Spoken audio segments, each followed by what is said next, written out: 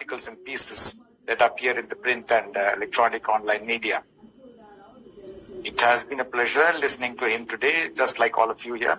And without a doubt, his address today has been extremely informative, full of wisdom, covering all the nuances and important points that are in play in today's crisis situation, bringing on his rich experience and knowledge, while also highlighting the past and present status of our bilateral engagement with Canada. Having been at the helm of affairs in our mission in Ottawa during the 1980s, as was mentioned in the introduction, when the Khalistan movement had peaked, Ambassador Fabian has had a great ringside view of the difficult and thorny issues in our bilateral relations, which have developed over a period of time, and also I'm in good position to see and how these problems were dealt with. He has clearly shared his well-informed and balanced perspective on the present state of relations, which have, in fact, unfortunately nosedived in recent weeks, and also suggested what India on its part needs to do to recover that lost ground. I certainly cannot match that level of expertise and finesse that Ambassador Fabian has brought in today, but I'll try to do my small bit in sharing my very own humble perspective with you on what has transpired in our bilateral relations. And as we all heard, it all started with Canada accusing India of possible involvement in the killing of the Sikh separatist leader in June in Vancouver.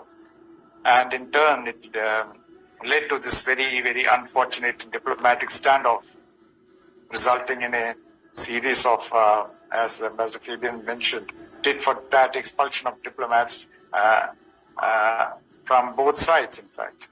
All along, and as Ambassador Fabian would attest to that fact, India's concern has always been the lack of intent and action from the Canadian government in addressing and reining in the threat posed by the Sikh extremists.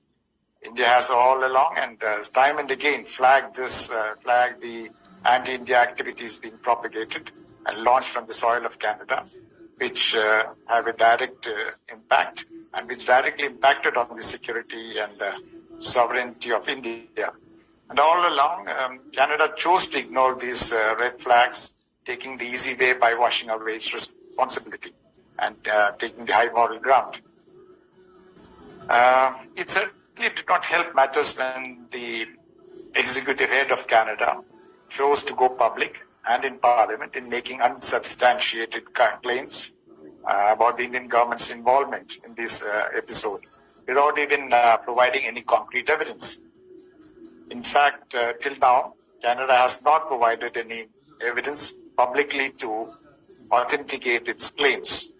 And as we all know, and as we see it in India, it obviously was a knee-jerk reaction from the Canadian Prime Minister.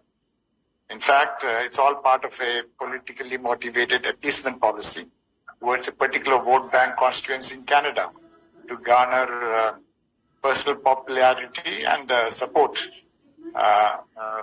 get support from the aim of shoring up his own party's declining electoral prospects. So that is what, there was a reference to this being made by Ambassador Fabian in his talk. So that's a very valid point, I would say. The Indian government had set the October 10th deadline, which is tomorrow, for Canada to take steps to cut down the strength of its diplomatic staff in India, so as to match the diplomatic staff strength of the Indian mission in Canada.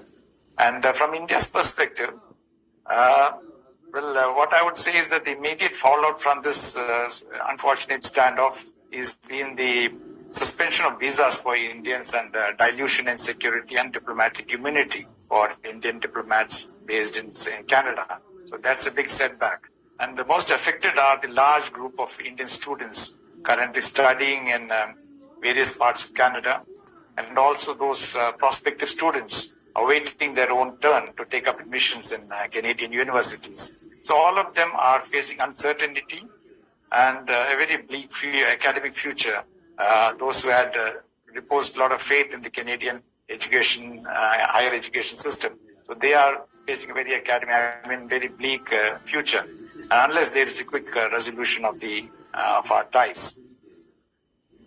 As these differences have come to a head between India and Canada, what is most significant is that the US administration has taken a measured, pragmatic approach and stand on this very issue by maintaining a very nuanced balance in its public statements and encouraging the two countries to cooperate and engage with each other in dialogue to sort out their bilateral relations. So that's a very statesman-like attitude that the US has displayed in this particular episode. And the US has taken the stand that its relations with India is very important, strategic, and it's also a consequential partnership. But that also speaks volumes about how India is seen by other countries, including a big power like the United States. And as for the United Kingdom, the UK, on its part, without taking sides, has also called for de-escalation of the matter. So again, it can be seen as a favorable outcome for us. And in these circumstances, with a clear lack of direct and visible international support to its stand, I see Canada taking a less belligerent attitude in the coming weeks. And I think that is something which we all need to look forward to. Canada is more likely to feel the need to re-engage with India and find an amicable way out of this current predicament that the two sides are finding themselves in. Of course, it's easier said than done. In an ideal world, that is what should happen, but then we are not living in an ideal world. And then the stakes are so high that both sides have to climb down from their positions of taking that high moral ground. There is, of course, a need for both sides to work constructively together to repair the damage and find practical solutions to the contentious issues through dialogue, something which Ambassador Fabian himself mentioned in his talk.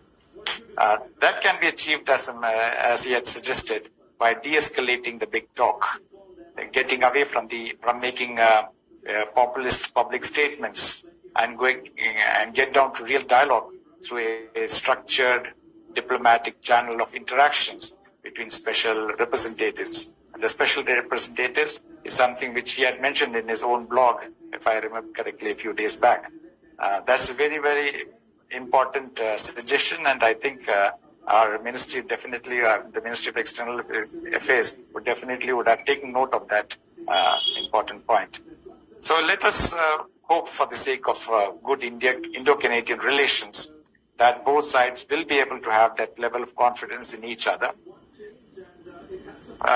forge this stalemate, so that the stalemate ends as quickly as possible. And it's important that both sides work together to achieve the goal of restoring our bilateral relations and also leverage the existing strategic and prosperous trading relationship which has been existing so far, based on our common shared traditions of democracy, pluralism, and strong people-to-people connections.